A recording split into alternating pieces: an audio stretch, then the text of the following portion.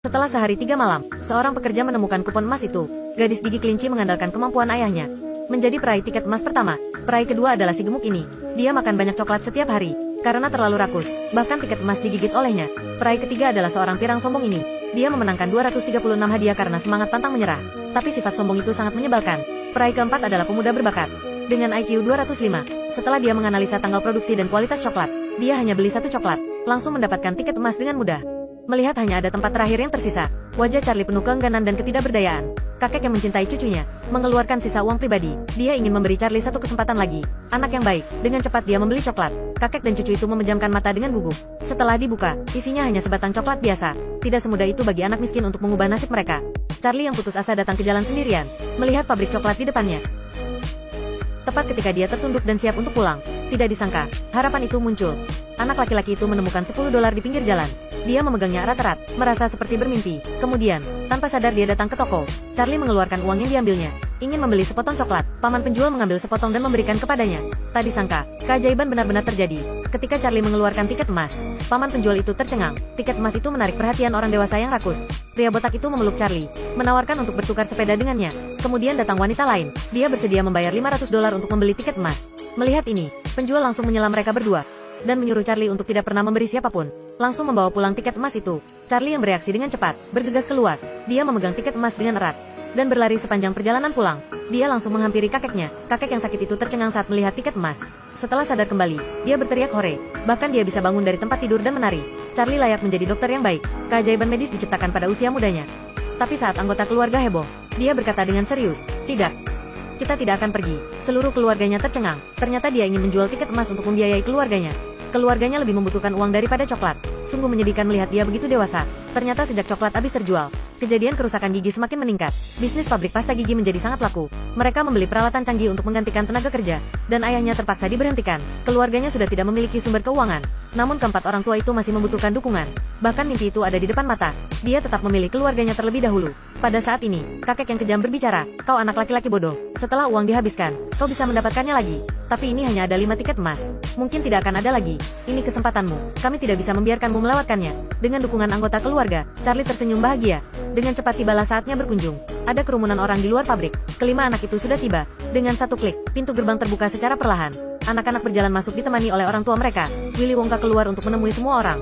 Mereka memasuki pabrik. Saat Wonka membuka pintu pertama, terlihat negeri ajaib yang seluruhnya terbuat dari coklat. Wonka memberitahu semua orang.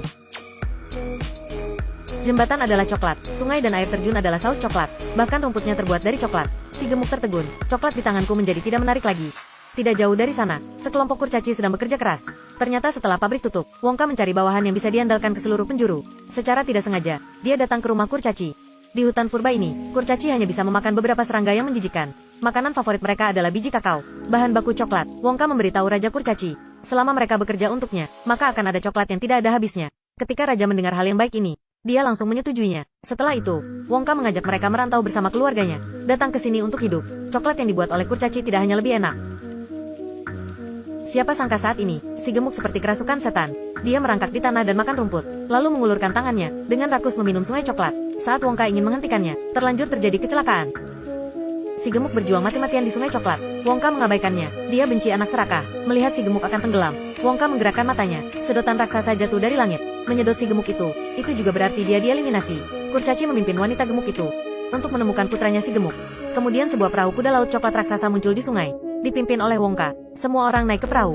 Dengan perintah Wonka, para kurcaci mulai mengayuh. Mereka melewati sebuah terowongan. Perahu kuda laut bergegas turun dengan cepat. Setelah atraksi yang menegangkan, mereka datang ke bengkel pengembangan produk baru. Ada berbagai macam permen aneh di sini. Misalnya, permen batu yang diciptakan khusus untuk anak miskin. Tidak akan habis dimakan dalam 100 tahun. Ada juga gulali yang menumbuhkan rambut. Rambut kurcaci yang botak bisa tumbuh lebat setelah memakannya. Dia juga dengan senang hati mengacungkan jempol pada Wonka. Yang terhebat adalah permen karet super. Dia menggabungkan berbagai sayuran dan daging, kaya akan vitamin A, B, C, D, E, F, G. Dengan satu gigitan, maka tidak perlu makan sepanjang hari.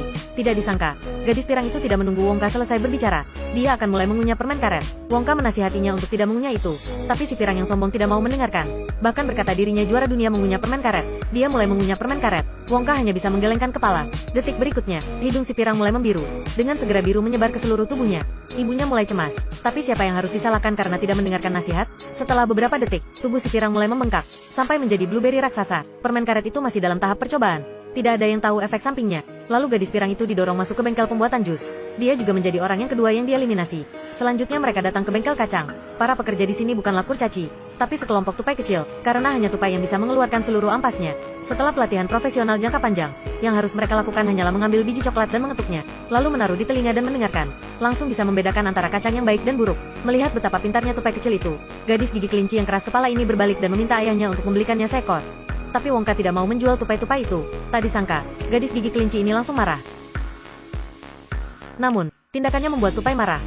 Mereka berkerumun, mulai mengerumuni gadis gigi kelinci. Sebagai tikus yang rajin bekerja, mereka paling benci orang lain mengganggu pekerjaannya. Selain itu, ini dilakukan di depan bos. Sangat tidak bisa dimaafkan. Tupai bekerja sama untuk menekan tangan dan kaki gadis itu dengan kuat.